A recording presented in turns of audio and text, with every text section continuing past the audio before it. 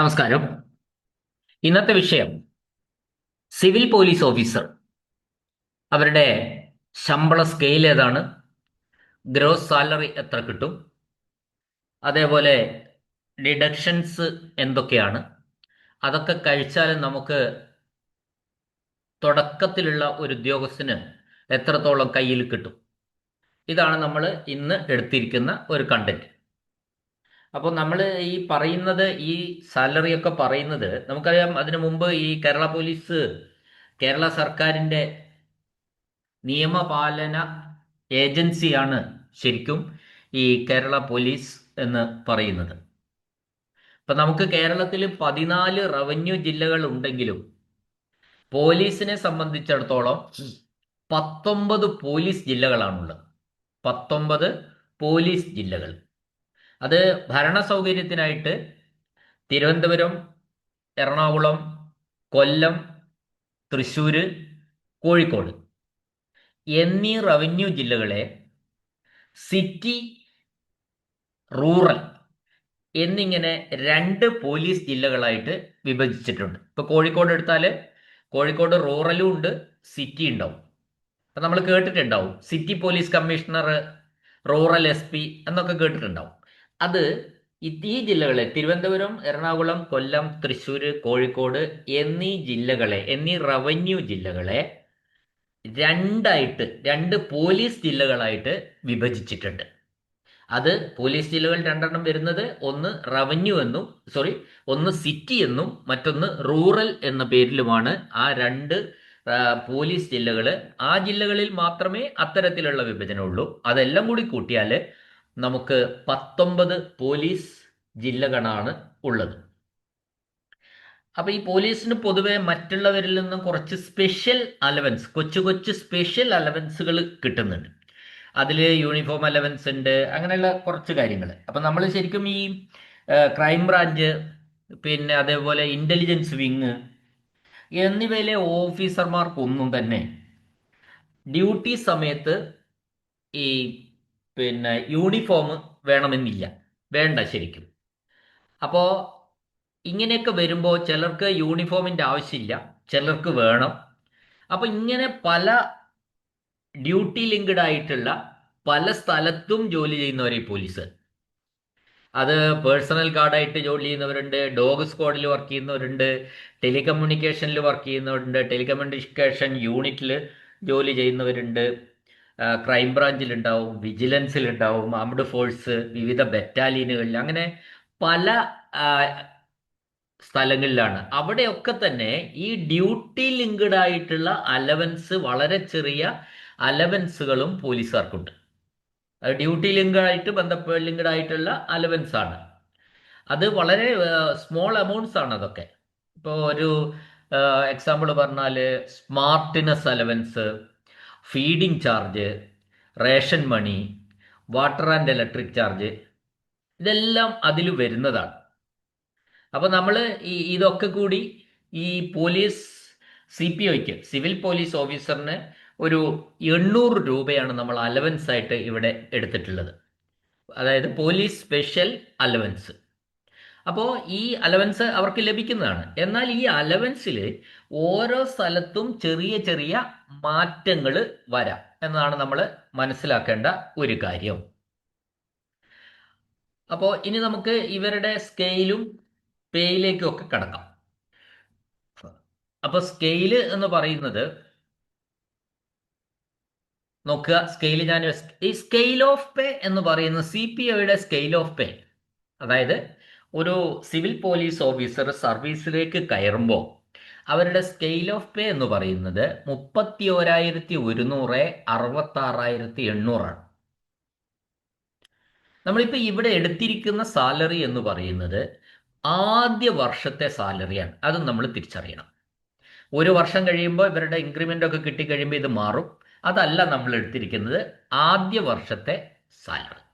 ഒരു civil police officer സർവീസിൽ കയറി ഫസ്റ്റ് ഇയറിൽ, ഇപ്പം ഞാൻ എടുത്തിരിക്കുന്നത് ഇത് 2026 ജൂലൈ മാസത്തെയാണ്. 2026 ജൂലൈ മാസത്തെ വെച്ചിട്ടാണ്, കണക്കണ്ടിലാണ് എടുത്തിട്ടുള്ളത്. അതാണ് ഇവിടെ പറയുന്നത്. അപ്പം നമുക്ക് നോക്കാം. ഈ ബേസിക് പേ എന്ന് പറയുന്നത്, അതായത് അടിസ്ഥാന ശമ്പളം, അതാണ് ബേസിക് പേ, 31,100. അതായത് ആ സ്കെയിൽ ഓഫ് പേയുടെ തുടക്കമാണ് ഇവിടെ ബേസിക് പേ ആയിട്ട് വരിക. അതിൻ്റെ കൂട്ടത്തിൽ നമുക്ക് DA 35% കിട്ടും. ഈ ബേസിക് പേയുടെ 35% ക്ഷാമബത്ത അല്ലെങ്കിൽ ഡിയർനെസ് അലവൻസ് നമുക്ക് കിട്ടും. അത് 10,885 രൂപയുണ്ട്. പിന്നെ ഉള്ളത്, ഇതൊക്കെ എല്ലാവർക്കും കോമൺ ആയിട്ടുള്ള കാര്യങ്ങൾ. പിന്നെ ഉള്ളത് HRA ആണ്. HRA ഹൗസ് റെന്റ് അലവൻസ് ആണ്, അഥവാ വീട്ടുവാടക. ഈ വീട്ടുവാടകയെ പറ്റി പറയുമ്പോൾ നമുക്ക് വീട്ടുവാടക കേരളത്തിൽ കഴിഞ്ഞ പേർവർഷം പ്രകാരം 3 തരത്തിലാണ്, 3 അല്ല 4 തരത്തിലാണ് കൊടുക്കുന്നത്. അതിലൊന്ന്, നമ്മൾ ജോലി ചെയ്യുന്ന ഓഫീസ് പഞ്ചായത്ത് ഏരിയയിലാണെങ്കിൽ 4%, നമ്മൾ ജോലി ചെയ്യുന്ന ഓഫീസ് ഏരിയ മുനിസിപ്പൽ ഏരിയയിലാണെങ്കിൽ 6%, നമ്മൾ ജോലി ചെയ്യുന്ന ഓഫീസ് ജില്ലാ ആസ്ഥാനമായിട്ടുള്ള മുനിസിപ്പൽ ഏരിയ ആണെങ്കിൽ 8%, കോർപ്പറേഷനിലാണെങ്കിൽ 10%. എന്തിൻ്റെ ഈ ശതമാനം? നമുക്ക് ലഭിക്കുന്ന ബേസിക് പേയുടെ 4, 6, 8, 10% HRA ലഭിക്കുക, വീട്ടുവാടക ലഭിക്കുക.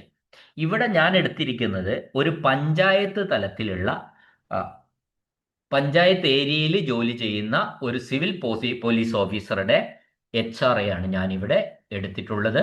അത് 4%, ബേസിക് പേയുടെ 4%. എന്ന് പറഞ്ഞാൽ 31,100ന്റെ 4%. അത് 1,244 രൂപ. അടുത്തത്, ഈ ഞാൻ നേരത്തെ പറഞ്ഞിരുന്നു, പോലീസ് വിഭാഗത്തിനും സിവിൽ പോലീസ് ഓഫീസർമാർക്കും ഒക്കെ തന്നെ, വിവിധ വിഭാഗങ്ങൾക്കും തന്നെ സ്പെഷ്യൽ അലവൻസ് ഉണ്ട്. ആ സ്പെഷ്യൽ അലവൻസ് പല പല പല അലവൻസുകൾ ചേർന്നിട്ടാണ്, എല്ലാം കൂടെ കൂട്ടിച്ചേർത്തിട്ടാണ് ഇത് വരുന്നത്. അതിൽ ഞാൻ പറഞ്ഞു, സ്മാർട്ട്നെസ് അലവൻസ് ഉണ്ട്, ഫീഡിങ് ചാർജ് ഉണ്ട്, റേഷൻ മണി ഉണ്ട്, വാട്ടർ ആൻഡ് ഇലക്ട്രിക് ചാർജ്, ഇതെല്ലാം കൂടെ കൂട്ടിയിട്ടുള്ള ഒരു സ്പെഷ്യൽ അലവൻസ് കൺസോളിഡേറ്റഡ് ആയിട്ട്, അല്ലെങ്കിൽ അത് ഓരോന്നും കാറ്റഗറൈസ് ചെയ്ത് പറയുന്നതിന് പകരമാണ് ഇവിടെ നമ്മൾ, അത് പേ റിവിഷൻ കമ്മീഷൻ പറഞ്ഞിട്ടുള്ളതാണ്, 800 രൂപ സ്പെഷ്യൽ അലവൻസും എടുത്തിട്ടുള്ളത്. അങ്ങനെ ഒരു മാസം ആകെ 44,029 രൂപയാണ് ഗ്രോസ് സാലറി എന്ന് പറയുന്നത്. ഈ ഗ്രോസ് സാലറി എന്ന് പറയുന്നത് അതിൽ നിന്നൊന്നും കുറയ്ക്കാതെ ടോട്ടൽ എത്ര കിട്ടും, അതിൽ പേ ഉണ്ട്, DA ഉണ്ട്, HRA ഉണ്ട്, സ്പെഷ്യൽ അലവൻസ് ഉണ്ട്. ഈ 4 വിഭാഗം കൂടെ കൂട്ടിച്ചേർത്ത തുകയാണ് നമ്മുടെ ഗ്രോസ് സാലറി എന്ന് പറയുന്നത്, 44,029.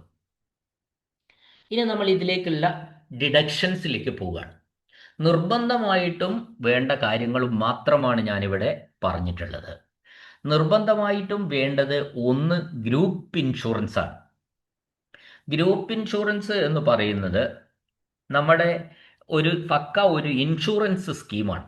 ഇൻഷുറൻസ് എന്ന് പറയുമ്പോൾ അവിടെ ഉദ്ദേശിക്കുന്നത്, നമ്മൾ ഒരു ഇല്ലാതായി കഴിഞ്ഞാൽ, ഈ ജോലി ചെയ്യുന്ന ഉദ്യോഗസ്ഥൻ ഇല്ലാതായി കഴിഞ്ഞാൽ കുടുംബത്തിൻ്റെ ലൈഫ് സെക്യൂർ ആക്കാൻ വേണ്ടിയിട്ടുള്ള ഒരു സേവിങ്സ്, ഒരു ഡിപ്പോസിറ്റ്, ഒരു ഇൻഷുറൻസ് പദ്ധതിയാണ് ഗ്രൂപ്പ് ഇൻഷുറൻസ് എന്ന് പറയുന്നത്. ഈ ഗ്രൂപ്പ് ഇൻഷുറൻസിനും SLIക്കും ഒക്കെ തന്നെ ഓരോ ജില്ലയിലും ഓഫീസുകൾ, ആസ്ഥാനത്ത് ഓഫീസുകൾ ഉണ്ട്. അപ്പോൾ ഗ്രൂപ്പ് ഇൻഷുറൻസ് ഇന്ന ബേസിക് പേ ഉള്ളവർ ഇത്ര രൂപ അടയ്ക്കണമെന്ന് നിർബന്ധമാണ്. അത് സ്ലാബിൻ്റെ അടിസ്ഥാനത്തിലാണ്.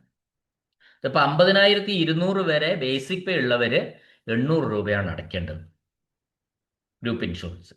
അത് നമ്മൾ ഗ്രൂപ്പ് ഇൻഷുറൻസിൽ നമ്മൾ ഇത്ര പണം ഇട്ടു, ആ ഗ്രൂപ്പ് ഇൻഷുറൻസിൽ നമുക്ക് എത്ര തിരിച്ചു കിട്ടും എന്നതിനേക്കാൾ അപ്പുറത്ത്, അത് നമ്മൾ നോക്കണ്ട, എത്ര കിട്ടും എന്നതിനേക്കാൾ അപ്പുറത്ത് നമുക്ക് എന്തെങ്കിലും സംഭവിച്ചാൽ അത്ര കിട്ടുമെന്ന് പറയുന്നതാണ് ഈ ഗ്രൂപ്പ് ഇൻഷുറൻസ്. ഇവിടെ ഞാനൊരു എക്സാമ്പിൾ പറഞ്ഞു തരാം.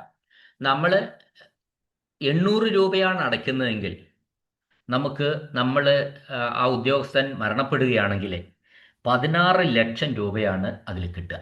പിന്നെ അടച്ച സംഖ്യയും കിട്ടും. നമുക്കിതിലെ 800ന് പകരം 1,600 രൂപ വരെ വേണമെങ്കിൽ അടയ്ക്കാം. 1,600 രൂപ വെച്ച് നമ്മൾ അടച്ചു കഴിഞ്ഞാൽ നമുക്ക് 32 ലക്ഷം രൂപ കിട്ടും. എപ്പോ ആ ഉദ്യോഗസ്ഥൻ മരണപ്പെട്ടാൽ മാത്രം. ഇല്ലെങ്കിലോ നമ്മൾ അടച്ച പണം തിരിച്ചു കിട്ടും. അപ്പൊ ഇവിടെ നമ്മൾ മനസ്സിലാക്കേണ്ട കാര്യം, ഇത് നമ്മളുടെ ഒരു ഗവൺമെന്റ് സ്കീമാണ്. ഈ ഗവൺമെന്റ് സ്കീമിന് അപ്പുറത്തേക്ക് ഇപ്പോൾ പ്രൈവറ്റ് ഇൻഷുറൻസ് കമ്പനികളൊക്കെ പുറത്ത് ഒരുപാടുണ്ട്. ആ പുറത്തുള്ള അതിനാണ് നമ്മൾ ടേം ഇൻഷുറൻസ് എന്ന് പറയുന്നത്. Term insurance. ഈ ടേം ഇൻഷുറൻസിൽ നമ്മൾ അടയ്ക്കുന്ന പണം തിരിച്ചു കിട്ടുന്നില്ല. ഏകദേശം ഈ പണം തന്നെ ടേം ഇൻഷുറൻസിൽ നമ്മൾ അടച്ചാൽ നമുക്ക് ഒരു കോടിക്കും 2 കോടിക്കും ഇടയിൽ നമുക്ക് ആള് മരണപ്പെട്ടാൽ കിട്ടുമെന്നുള്ളതാണ് സത്യം. അപ്പോൾ ഇത് എത്ര അട്രാക്റ്റീവ് ആണ് എന്ന കാര്യവും നമ്മൾ തിരിച്ചറിയേണ്ടതായിട്ടുണ്ട്. കാലം മാറി. ഇവരൊക്കെ ഈ ഗ്രൂപ്പ് ഇൻഷുറൻസും ഇതൊന്നും അപ്ഡേഷൻ ആയിട്ടില്ല. ഇപ്പോഴും ആ പഴഞ്ചൻ രീതികൾ ഒക്കെ വെച്ച് തന്നെയാണ് മുമ്പോട്ട് പോകുന്നത്. നിങ്ങൾ പിന്നെ നമ്മളൊരു ഗൂഗിളിൽ ഒന്ന് സെർച്ച് ചെയ്ത് നോക്കിയാൽ അറിയാം. അവിടെ ഒരു വ്യത്യാസം എന്താ? നമ്മൾ അടയ്ക്കുന്ന പണം തിരിച്ചു കിട്ടില്ല. ടേം ഇൻഷുറൻസിന്റെ പ്രത്യേകത ഏതാ? നമ്മൾ ഇല്ലാതായാൽ കുടുംബത്തിന് എന്ത് കിട്ടുമെന്നാണ് ഈ ടേം ഇൻഷുറൻസ് പറയുന്നത്. നമ്മൾ അടച്ച പണം തിരികെ ഒന്നും തന്നെ കിട്ടുന്നതല്ല. ഇവിടെ ഒരു ചെറിയ വ്യത്യാസമുണ്ട്. അടച്ച പണം തിരികെ കിട്ടും. പക്ഷേ അടച്ച പണം 10-30 വർഷത്തിന് ശേഷം ഈ പണം തിരികെ കിട്ടിയാൽ എന്തുണ്ടാവും അന്നത്തെ മൂല്യമെന്ന് നമ്മൾ തിരിച്ചറിയണം. അപ്പോൾ അത്തരത്തിലുള്ള ഒരു വ്യത്യാസം പ്രൈവറ്റും ഇപ്പോഴത്തെ ഈ ഗവൺമെന്റ് സ്കീമും തമ്മിലുണ്ട് എന്ന കാര്യം പറയാതിരിക്കാൻ വയ്യ. ഇതെന്നോ തുടങ്ങിയ ഒരു പഴഞ്ചൻ രീതിയിലുള്ള പോക്കാണ് ഇവർ പോകുന്നത്. മറ്റൊന്ന്, അത് ഗവൺമെന്റ് സ്കീം ആയതുകൊണ്ടാണ്. പ്രൈവറ്റ് സ്കീമിൽ എങ്ങനെയാണെന്ന് വെച്ചാൽ ഒരുപാട് ഇതുപോലെ ടേമുകാരുണ്ടാവും. അവരിൽ നിന്ന് എല്ലാവരുടെയും പണം കളക്ട് ചെയ്ത് മരണപ്പെട്ട ആൾക്ക് മാത്രം കൊടുക്കേണ്ടി വരുന്നുള്ളൂ. ബാക്കി ലാഭമായിട്ട് വരും. അങ്ങനെയാണ് അതിൻ്റെ പോക്ക്. ഇനി രണ്ടാമത് SLI ആണ്. സ്റ്റേറ്റ് ലൈഫ് ഇൻഷുറൻസ് എന്ന് പറയും. അതും ഒരു ഇൻഷുറൻസ് പോളിസി തന്നെയാണ്. അതിന് നമുക്ക് ഒരു പോളിസി ഉണ്ടാവും. പോളിസിക്ക് ഒരു സർട്ടിഫിക്കറ്റ് ഉണ്ടാവും. മാത്രമല്ല ഒരു പാസ്ബുക്കും തരും. ഗ്രൂപ്പ് ഇൻഷുറൻസിന് പോളിസി സർട്ടിഫിക്കറ്റ് ഇല്ല, പാസ്ബുക്ക് മാത്രമേ ഉള്ളൂ. അത് നമ്മൾ ഈ ബേസിക് പേ ഉള്ളവർക്ക് 31,100 ബേസിക് പേ ഉള്ള ജീവനക്കാരെ സംബന്ധിച്ചിടത്തോളം ഇപ്പോൾ 700 രൂപ അടച്ചാൽ മതി. അതും കമ്പൽസറിയാണ്. ഞാനിപ്പോൾ ഇവിടെ എഴുതിയിരിക്കുന്ന മുഴുവൻ കമ്പൽസറിയാണ്. 700 രൂപ അടച്ചാൽ മതി. അതെങ്ങനെ കണക്കൂട്ടെന്ന് വെച്ചാൽ ഈ 31,100ഉം DA 10,885 കൂട്ടുക. പേ പ്ലസ് ഡി എ അതിൻ്റെ 1.5% എടുക്കുക. 1.5% പേ പ്ലസ് DAയുടെ 1.5% എടുത്ത് അതിനെ അടുത്ത 100ന് റൗണ്ട് ചെയ്യുക. അടുത്ത 100 രൂപയ്ക്കിലേക്ക് റൗണ്ട് ചെയ്യുമ്പോൾ കിട്ടുന്ന സംഖ്യയാണ് SLIക്ക് അടയ്ക്കേണ്ടത്. ഇത് നമ്മൾ അങ്ങനെ റൗണ്ട് ചെയ്യുമ്പോൾ 710 കിട്ടുന്നതെങ്കിൽ നമ്മൾ 800 അടയ്ക്കണം. അങ്ങനെയാണ്. ഇനി മൂന്നാമത്തത് ജനറൽ പ്രോവിഡന്റ് ഫണ്ടാണ്, GPF. GPF എന്ന് പറയുന്നത് ഇവിടെ 1,866 രൂപ നിർബന്ധമായിട്ട് അടയ്ക്കണം. അപ്പോൾ ഒരു GPF നിർബന്ധമായിട്ടും 6%, ബേസിക് പേയുടെ 6% അടയ്ക്കണമെന്ന് നിർബന്ധമാണ്. അത് നമുക്ക് 2,000 അടയ്ക്കാം, 3,000 അടയ്ക്കാം, 5,000 അടയ്ക്കാം, വേണമെങ്കിൽ 10,000 അടയ്ക്കാം. ഒക്കെ നമുക്ക് ഈ GPFിലേക്ക് കോൺട്രിബ്യൂട്ട് ചെയ്യാവുന്നതേ ഉള്ളൂ. അത് ഉദ്യോഗസ്ഥൻ എത്രയാണോ ആഗ്രഹം അത്രയും അടയ്ക്കാം. എന്നാൽ 6%-ൽ കുറയാൻ പാടില്ല. ഞാനീ പറഞ്ഞ തുകയിൽ 1,866 ഒട്ടും കുറയാൻ പാടില്ല. ഈ ബേസിക് പേ ഉള്ള 31,100 ബേസിക് പേ ഉള്ള ഈ സിവിൽ പോലീസ് ഓഫീസർ. ഇനി GPFിനെ കുറിച്ച് മറ്റു കാര്യങ്ങൾ പറയാം. GPF എന്ന് പറയുന്നത് നമുക്ക് ഓരോ വർഷവും അതിന് പലിശ കിട്ടുന്നതാണ്. 7%, 7.5%, 8%, 8.25% ഓരോ കൊല്ലം വ്യത്യാസപ്പെടും. 8, 8.25, 8.5% വരെ പലിശ കിട്ടാവുന്ന, 7 മുതൽ 8.5 വരെ പലിശ കിട്ടാവുന്ന ഒരു സ്കീമാണ് ഈ ജനറൽ പ്രോവിഡന്റ് ഫണ്ട് എന്ന് പറയുന്നത്. അത് ഓരോ വർഷവും ലഭിക്കുന്ന മുതലിൻ്റെ പലിശ എന്ന് പറയുന്നത് അടുത്ത വർഷം തുടക്കത്തിൽ ഈ പലിശ മുതലിനോടൊപ്പം കൂട്ടും. അപ്പോൾ അവിടെ ഒരു കോമ്പൗണ്ട് ഇൻട്രസ്റ്റിൻ്റെ സ്വഭാവമായി. മറ്റൊരു പ്രത്യേകത എന്താണെന്ന് പറഞ്ഞാൽ ഈ ജനറൽ പ്രോവിഡന്റ് ഫണ്ടിൽ നിന്ന് നമുക്ക് അഡ്വാൻസ് എടുക്കാം. അഡ്വാൻസ് എന്ന് പറഞ്ഞാൽ കൊളോക്കിയലി ലോൺ എടുക്കാം. ലോൺ എടുത്തു കഴിഞ്ഞാൽ, ഒരിക്കൽ ലോൺ എടുത്തു കഴിഞ്ഞാൽ നമ്മൾ 36 തവണ കൊണ്ട് തിരിച്ചടച്ചാൽ മതി. 36 തവണ കൊണ്ട് തിരിച്ചടയ്ക്കണം. അപ്പോൾ അങ്ങനെ ലോൺ എടുക്കുമ്പോൾ നമ്മൾ ഓർമ്മിക്കണം, നമ്മൾ 7, 7.5, 8% ലോൺ എടുക്കുക. കാരണം എന്താ? അവിടെ കിട്ടാമായിരുന്ന ഇൻട്രസ്റ്റ് നമുക്ക് നഷ്ടപ്പെടുന്നുണ്ട്. ഈ ലോൺ എടുക്കുമ്പോൾ അത്രയും ക്യാപിറ്റൽ നമ്മുടെ GPF-ൽ നിന്ന് കുറഞ്ഞു പോകും. അതാണ് അതിലുള്ള സംഭവിക്കുന്ന ഒരു കാര്യം. മറ്റൊരു പ്രത്യേകത എന്ന് പറഞ്ഞാൽ 10 വർഷത്തെ സർവീസ് ആയാൽ നമുക്ക് ഈ GPF-ൽ നിന്ന് തിരിച്ചടയ്ക്കേണ്ടാത്ത അഡ്വാൻസ് എടുക്കാം, പൈസ എടുക്കാം.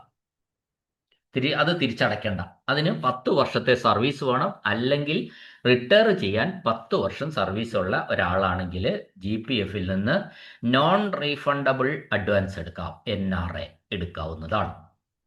അപ്പോൾ ഇത്രയും കാര്യങ്ങളാണ് നമ്മൾ GPF-നെ പറ്റി പറയാനുള്ളത്. GPF-ഉം നമ്മളുടെ ഒരു സേവിങ്സ് തന്നെയാണ്. അവസാനമാകുമ്പോഴത്തേക്ക് തീരെ എടുത്തില്ലെങ്കിൽ വലിയൊരു നമ്മൾ ആ പ്രതീക്ഷിക്കാത്ത ഒരു എമൗണ്ട് നമുക്ക് GPF-ൽ ഉണ്ടാകും, ലോണൊന്നും എടുക്കാതെ മുമ്പോട്ട് പോയാൽ.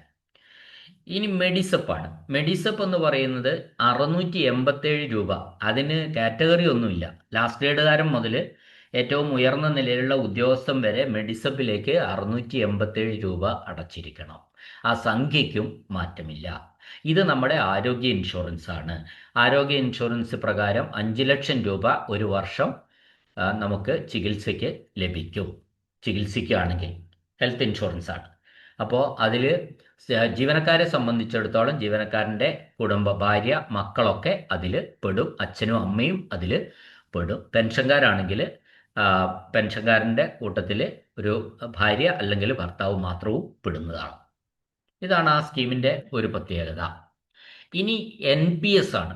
നാഷണൽ പെൻഷൻ സ്കീമിൽ 4199 രൂപ, അതായത് P+DA-യുടെ 10%, 31,100 കൂട്ടണം 10,885, അത്രയും കൂട്ടിക്കിട്ടുന്ന സംഖ്യയുടെ 10% നാഷണൽ പെൻഷൻ സ്കീമിലേക്ക് അടയ്ക്കേണ്ടത്.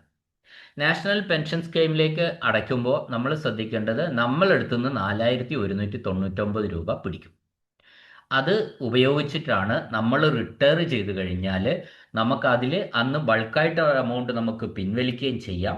കുറച്ച് പണം അവിടെ തന്നെ ഇട്ടതിന് ശേഷം അതിൽ നിന്ന് നമുക്ക് പെൻഷനും കിട്ടും. ചുരുക്കി പറഞ്ഞാൽ നമുക്ക് പെൻഷൻ കിട്ടാനുള്ള ഒരു ഡിപ്പോസിറ്റാണ് ഈ NPS എന്ന് പറയുന്നത്. ആ NPS-ലേക്ക് 4,199 രൂപ അടയ്ക്കുന്നതോടൊപ്പം തന്നെ സർക്കാരും ഒരു 4,199 രൂപ അടയ്ക്കും. നമ്മളെടുത്തുനിന്ന് 4,099 രൂപ അടയ്ക്കും, അത്ര തന്നെ സർക്കാരും അടയ്ക്കും. അങ്ങനെ അടച്ചാൽ ഈ രണ്ട് സംഖ്യകളും അവിടെ കേന്ദ്ര ഗവൺമെൻറ്റിൻ്റെ കൺട്രോളിലാണ്. ഇത് അവിടെ ഒരു ഫണ്ട് മാനേജർമാരുണ്ട്. അവർ ഇത് നമ്മൾക്ക് വേണ്ടി മണി മാർക്കറ്റിൽ നിക്ഷേപിച്ചിട്ട് മ്യൂച്വൽ ഫണ്ടുകൾ, ഡെറ്റ് ഫണ്ടുകൾ, അങ്ങനെയുള്ള ഫണ്ടുകളിലൊക്കെ നിക്ഷേപിച്ച് അവർ ഈ പണത്തെ വളർത്തും എന്നാണ് പറഞ്ഞത്. അത് വളർന്ന് അപ്പം നമുക്ക് ഒരു ഏകദേശം ഒരു എത്ര ശതമാനമെന്ന് കൃത്യമായിട്ട് പറയാൻ കഴിയില്ല. ഒരു നിശ്ചിത ശതമാനം ഓരോ വർഷവും വർധനവുണ്ടാവും.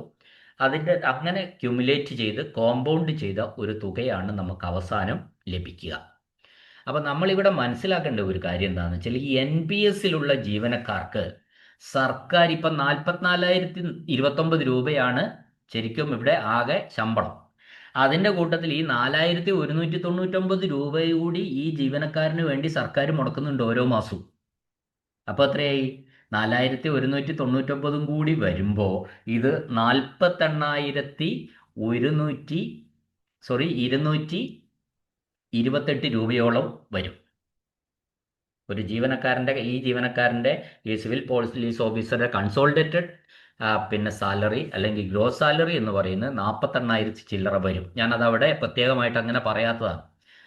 പെൻഷൻ തരാൻ വേണ്ടി 4,199 രൂപ നമ്മളോട് പിടിക്കുന്നതോടൊപ്പം തന്നെ ഗവൺമെൻറ്റും അത്ര തന്നെ അത് കടം പറയുന്നല്ല, ഓരോ മാസവും ഈ ഫണ്ടിലേക്ക് അടച്ചു കൊടുക്കണം.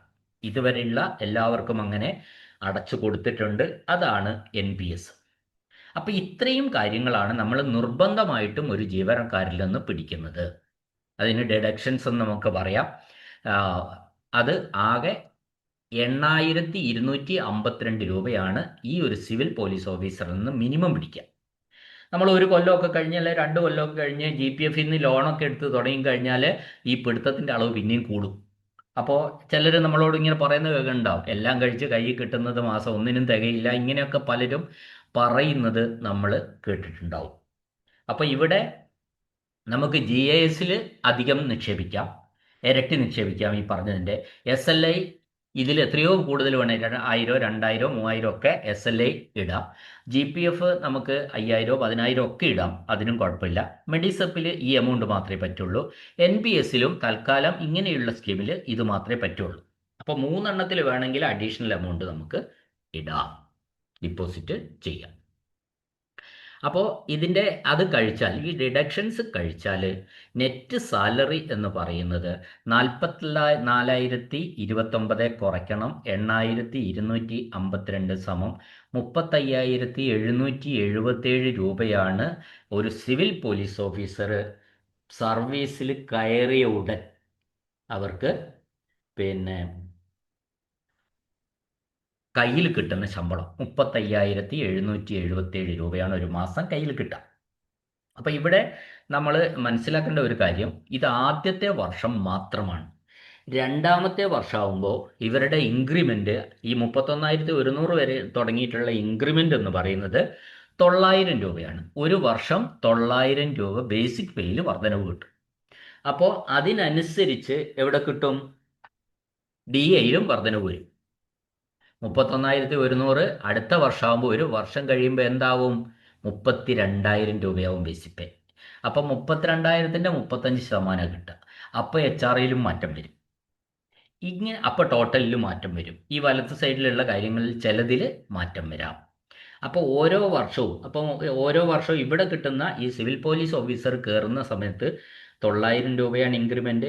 ആ ഇൻക്രിമെൻ്റ് കൂടി 38,300 വന്നാൽ അവിടെ ഇൻക്രിമെൻ്റ് 1000 ആവും. അപ്പോൾ ഈ 42,300 എത്തിക്കഴിഞ്ഞാൽ ഇൻക്രിമെൻ്റ് പിന്നെ 1,100 ആണ്. അപ്പോൾ ഇങ്ങനെ ഇൻക്രിമെൻറ്റുകൾ ഓരോ വർഷം, അത് വാർഷിക ഇൻക്രിമെൻ്റ് എന്ന് അതിന് പറയുക. വാർഷിക വർധനവിനാണ് വാർഷിക ഇൻക്രിമെൻ്റ് എന്ന് പറയുന്നത്. ഓരോ കൊല്ലവും ഇത്തരത്തിൽ ഇൻക്രിമെൻ്റ് ഉണ്ടായിരിക്കും. അതിനനുസരിച്ച് ബേസിക് പേ ആണ് വർദ്ധിച്ചുകൊണ്ടിരിക്കുക. ബേസിക് പേ വർദ്ധിക്കുന്നതിനനുസരിച്ച് DAയിലും HRAയിലും വർധനവ് ഉണ്ടായിരിക്കും. ഇതാണ് അതിനെ സംബന്ധിച്ച് പറയാനുള്ളത്. അപ്പോൾ മനസ്സിലായിട്ടുണ്ടാവും, ഒരു സിവിൽ പോലീസ് ഓഫീസർ സർവീസിൽ കയറിയാൽ ഉടൻ അയാളുടെ ഗ്രോസ് സാലറി എന്ന് പറയുന്നത് 44,029 രൂപയാണ്. അതിന് പുറമെ നമുക്ക് വേണ്ടി, ഈ ജീവനക്കാരന് വേണ്ടി സർക്കാർ 4,199 രൂപ സർക്കാർ വേറെ NPS-ലേക്ക് അടയ്ക്കുന്നുണ്ട് ഇദ്ദേഹത്തിന് വേണ്ടി. ഇദ്ദേഹത്തിൻ്റെ ശമ്പളത്തിൽ നിന്നും 4,199 പിടിക്കും. അപ്പോൾ ഈ NPS-ലേക്ക് പെൻഷൻ തരാൻ വേണ്ടി മാത്രം എത്രയാണ് ശരിക്കും? 8,400 രൂപ ഈ സിവിൽ പോലീസ് ഓഫീസറിൻ്റെ പേരിൽ ഒരു മാസം അവിടെ ഈ ഫണ്ടിൽ എത്തുന്നുണ്ട്. 8,400 രൂപ, 8,398 രൂപ. അടുത്ത കൊല്ലമാകുമ്പോൾ വീണ്ടും അത് മാറും. അതായത് പേ പ്ലസ് DAയുടെ, ബേസിക് പേയും DAയും കൂട്ടിയ സംഖ്യയുടെ 10% നമ്മളോട് പിടിക്കുക, 10% ഗവൺമെൻറ്റും കോൺട്രിബ്യൂട്ട് ചെയ്യും. അപ്പോൾ ആ രീതിയിലാണ് നമ്മളുടെ ഒരു സമ്പാദ്യങ്ങളൊക്കെ ഈ ഇതിൽ നമ്മൾ പോകുന്നത് എന്ന കാര്യം നമ്മൾ തിരിച്ചറിയുക. ഇനി ഈ പറഞ്ഞതൊക്കെ തന്നെ ഇങ്ങനെയൊക്കെ ആണെങ്കിലും നമ്മൾ ഈ കാണിച്ചതൊക്കെ തന്നെ മെഡിസെപ്പ് മാത്രമേ ആരോഗ്യ ഇൻഷുറൻസ് ഉള്ളൂ. ബാക്കിയെല്ലാം നമ്മുടെ സേവിങ്സ് ആണെന്ന് പറയേണ്ടി വരും. ഇതെല്ലാം നമുക്ക് വേണ്ടിയാണ്, ഒന്നും സർക്കാരിന് വേണ്ടിയില്ല. ഗ്രൂപ്പ് ഇൻഷുറൻസ് നമ്മുടെ കുടുംബത്തിൻ്റെ ഒരു ഇൻഷുറൻസ് കവറേജ് കിട്ടാൻ വേണ്ടിയിട്ടുള്ളതാണ് ഗ്രൂപ്പ് ഇൻഷുറൻസ്. SLIയും അങ്ങനെ തന്നെ ഒരു പോളിസിയാണ്. ജനറൽ പ്രോവിഡൻറ്റ് ഫണ്ട് എന്ന് പറയുന്നത് നമ്മളുടെ ഒരു സമ്പാദ്യം തന്നെയാണ്. അവിടെ നമുക്ക് നമ്മളിടുന്ന പൈസയ്ക്ക് പലിശ കിട്ടും, വാർഷിക സ്റ്റേറ്റ്മെൻറ്റ് തരും, നമുക്ക് ഇടയ്ക്കെപ്പോഴെങ്കിലും അഡ്വാൻസ് വേണമെങ്കിൽ അതെടുക്കാം, നോൺ റിഫണ്ടബിൾ അഡ്വാൻസ് വേണമെങ്കിൽ അതെടുക്കാം. അവസാനം പെൻഷൻ നമ്മൾ പറ്റുന്ന സമയത്ത് ഇതെല്ലാം ക്ലോസ് ചെയ്ത് നമുക്ക് തന്നെ തിരിച്ചു കിട്ടുന്നതാണ്. എന്നാൽ മെഡിസപ്പിൽ നമ്മളോട് പിടിക്കുന്ന തുക പണമായിട്ട് നമുക്ക് തിരിച്ചു കിട്ടില്ല. നമ്മുടെ ഹോസ്പിറ്റലിൽ എന്തെങ്കിലും ചിലവുകൾ വരുമ്പോൾ അതിൻ്റെ ട്രീറ്റ്മെൻറ്റിനാണ് ഈ മെഡിസപ്പിലെ തുക ഉപയോഗിക്കുന്നുള്ളൂ. അത് യാതൊരു കാരണവശാലും നമുക്ക് തിരികെ കിട്ടുകയോ നമ്മുടെ ഒരു സമ്പാദ്യമോ അല്ല എന്ന കാര്യം നമ്മൾ തിരിച്ചറിയാം. NPS-ഉം അത്തരത്തിൽ തന്നെ. പെൻഷൻ കിട്ടാനും നമ്മൾ റിട്ടയർ ചെയ്ത് കഴിയുമ്പോൾ നമുക്കൊരു വലിയ സംഖ്യ കിട്ടാനും വേണ്ടിയിട്ടുള്ള ഒരു തയ്യാറെടുപ്പാണ്, ഒരു ഡിപ്പോസിറ്റാണ് ഈ നാഷണൽ പെൻഷൻ സ്കീമിലുള്ളത് എന്ന കാര്യവും നമ്മൾ പറയേണ്ടിയിരിക്കുന്നു. ഇനി ഇവിടെ അപ്പോൾ അതാണ് എനിക്ക് പറയാനുള്ളത്. ഒന്നും വേറൊരാൾക്ക് വേണ്ടിയിട്ടല്ല, ഓ, കംപ്ലീറ്റ് പിടുത്തമാണെന്ന് പറഞ്ഞാൽ പലരും പറയുന്നത് കേട്ടിട്ടുണ്ടാവുമല്ലോ. അപ്പൊ കംപ്ലീറ്റ് പിടുത്തം ആർക്ക് വേണ്ടിയിട്ടാ? ഈ ജീവനക്കാരന് വേണ്ടി തന്നെയാണ് ഈ കംപ്ലീറ്റ് പിടുത്തങ്ങൾ നടത്തുന്നത്. അപ്പോ ഇത് സിവിൽ പോലീസ് ഓഫീസറെ പറ്റിയാണ് നമ്മൾ സംസാരിച്ചുകൊണ്ടിരുന്നത്. ഈ സിവിൽ പോലീസ് ഓഫീസർ പ്രൊമോഷൻ ആയി കഴിഞ്ഞാൽ സീനിയർ സിവിൽ പോലീസ് ഓഫീസർ ആവും. ആ സീനിയർ സിവിൽ പോലീസ് ഓഫീസർ ആകുന്ന ഉദ്യോഗസ്ഥൻ അടുത്ത പ്രൊമോഷൻ ASI മാറാം, അസിസ്റ്റന്റ് സബ് ഇൻസ്പെക്ടറായിട്ട് മാറും. അദ്ദേഹം വീണ്ടും പ്രൊമോഷൻ ആയാൽ സബ് ഇൻസ്പെക്ടറായിട്ട് മാറും. ഇത്തരത്തിൽ പ്രൊമോഷനുകൾ ലഭിക്കും. അല്ലാതെ CPO നേരിട്ട് പരീക്ഷകൾ എഴുതിയാൽ ഡിപ്പാർട്ട്മെന്റൽ കോട്ട വെച്ചിട്ട് നമുക്ക് നേരിട്ട് സബ് ഇൻസ്പെക്ടറായിട്ട് പ്രൊമോഷൻ കിട്ടും. അതിന് പരീക്ഷകൾ എഴുതണം. ഡിപ്പാർട്ട്മെന്റ് കോട്ടയിൽ കിട്ടും. ജനറൽ വേറെ വരും, ഡിപ്പാർട്ട്മെന്റ് കോട്ട വേറെ വരും. നേരിട്ട് സബ് ഇൻസ്പെക്ടർ ആയി മാറാൻ പറ്റും. നമുക്കറിയാലോ, സബ് ഇൻസ്പെക്ടറിൽ നിന്നാണ് പ്രൊമോഷൻസ് കിട്ടുക. സബ് ഇൻസ്പെക്ടർ സർക്കിൾ ഇൻസ്പെക്ടർ ആകും, പിന്നെ DYSP ആവും, പിന്നെ SP, IPS ഇല്ലാത്ത കേഡറിൽ SP വരെ ആവുന്ന ഒരു രീതിയാണ് ഇവിടുത്തെ ഈ പോലീസ് വിഭാഗത്തിലെ പ്രൊമോഷനുകൾ എന്ന് പറയുന്നത്. എന്നാൽ പോലും വളരെ അട്രാക്റ്റീവ് ആയിട്ടുള്ള ഒരു സാലറി ഉള്ള ഒരു പിന്നെ ജീവനക്കാരുടെ വിഭാഗത്തിൽ തന്നെയാണ് ഈ സിവിൽ പോലീസ് ഓഫീസർമാരെ നമുക്ക് കാണാൻ വേണ്ടി കഴിയുക. ഇവിടെ ഒരു കമ്പാരിസൺ ഞാൻ നടത്തിത്തരാം. അതായത് നമ്മളുടെ ഒരു LDC കയറുന്നത്, LDCയുടെ ബേസിക് പേ എന്ന് പറയുന്നത് 26,500 രൂപയാണ്. എന്നാൽ ഒരു സിവിൽ പോലീസ് ഓഫീസറുടെ ബേസിക് പേ 31,100 രൂപയാണ് എന്ന കാര്യമാണ് നമ്മൾ തിരിച്ചറിയേണ്ടത്. അപ്പോൾ 4,600 രൂപ ബേസിക് പേയിൽ തന്നെ വർധനമുണ്ട് LDCയും സിവിൽ പോലീസ് ഓഫീസറും തമ്മിൽ. അപ്പോൾ സിവിൽ പോലീസ് ഓഫീസർ ഇത് പുരുഷനെന്നോ സ്ത്രീയെന്നോ ഇതിൽ വ്യത്യാസമില്ല. പേകളിലോ സാലറി സ്കെയിലുകളിലോ ശമ്പള സ്കെയിലുകളിലോ ഒന്നും മാറ്റമില്ല. നമുക്കറിയാം, വനിതാ സിവിൽ പോലീസ് ഓഫീസറും ഉണ്ട്, പുരുഷ സിവിൽ ഓഫീസറും ഉണ്ട്. ഇത് തമ്മിൽ യാതൊരു മാറ്റവും ഈ ശമ്പള സ്കെയിലുകളിലോ ശമ്പളത്തിലോ ഡിഡക്ഷൻസിലോ ഒന്നിലും തന്നെ ഇല്ല എന്ന കാര്യവും നമ്മൾ തിരിച്ചറിയേണ്ടതുണ്ട്. ഇപ്പോൾ ഒരുപാട് പേര് പരീക്ഷ എഴുതുന്നവരുണ്ടാവും, പരീക്ഷ എഴുതാൻ തയ്യാറെടുക്കുന്നവരുണ്ടാവും, കാത്തിരിക്കുന്നവരുണ്ടാവും. എല്ലാവർക്കും വേണ്ടിയിട്ടാണ് ഞാൻ ഇങ്ങനെ ഒരു പിന്നെ വീഡിയോ ചെയ്തത്. നിങ്ങൾക്ക് ഇത്തരത്തിൽ വീഡിയോ ഇഷ്ടപ്പെടുന്നുണ്ടോ എന്ന് എനിക്കറിയില്ല. എന്തായാലും ഇതെല്ലാം അറിയാൻ താല്പര്യമുള്ള ഒരുപാട് പേരുണ്ട്, എന്നോട് പലരും ആവശ്യപ്പെടാറുണ്ട്. അതുകൊണ്ടാണ് ഞാൻ ഇന്നത്തെ ഒരു കണ്ടന്റ് ഇതെടുത്തത്. നിങ്ങൾ ദയവായി എന്നോട് നിങ്ങളൊരു കമ്മിറ്റ്മെൻറ്റ് ഇത്ര മാത്രമേ വേണ്ടൂ. എൻ്റെ ഈ ചാനൽ ഒന്ന് സബ്സ്ക്രൈബ് ചെയ്യാനുള്ള ഒരു അഭ്യർത്ഥന മാത്രമേ ഉള്ളൂ. ഈ വീഡിയോ കേട്ട എല്ലാവർക്കും ചാനൽ സബ്സ്ക്രൈബ് ചെയ്യണമെന്നൊരു അഭ്യർത്ഥന ഉണ്ട്. കൂട്ടത്തിൽ കേട്ട എല്ലാവർക്കും നന്ദി, നമസ്കാരം.